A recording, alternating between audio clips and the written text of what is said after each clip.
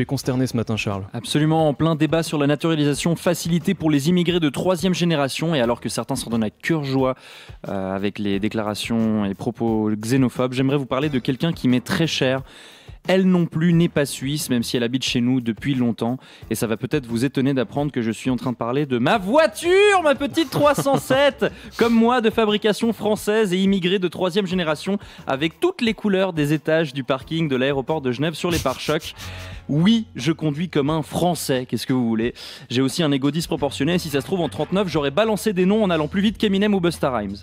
J'ai tout connu avec cette bagnole et elle me manque terriblement. Elle me manque parce qu'elle est en soins intensifs depuis la mi-décembre. Une paralysie foudroyante dont j'ai appris hier qu'elle ne se remettra peut-être pas. Les médecins ont essayé tous les traitements possibles et ces charlatans envisagent maintenant de la mettre en soins palliatifs. Je vais être veuf, Benjamin. Oh non. Non, pas veuf, c'est pas la bonne analogie. N'allez pas croire que je fais des trucs bizarres à ma voiture, je ne suis pas mécanophile, c'est comme ça qu'on dit, si jamais.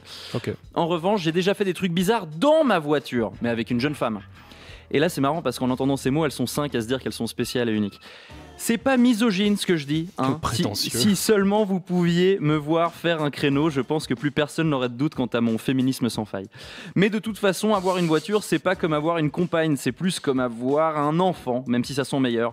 Certains qui en ont ne les méritent franchement pas. Tu peux ne pas l'avoir du premier coup. Et une fois que c'est acquis, au début, c'est très enthousiasmant.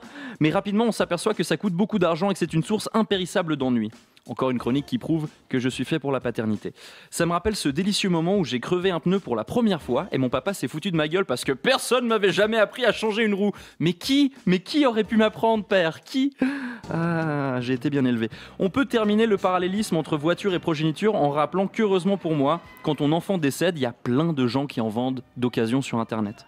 Parce qu'il est évident... Et il est évidemment impensable de ne pas en avoir. En Suisse, quand t'habites pas en ville, ne pas avoir de bagnole, c'est comme jouer au foot dans un jean slim. C'est faisable, mais t'es quand même vachement limité dans tes déplacements. Et puis t'as l'air un peu con aussi. Un peu comme moi avec ma vignette autoroutière sans véhicule sur lequel la coller. Je crois que je vais mettre ça à côté du logo couleur 3 sur mon MacBook, dont la mort est elle aussi imminente.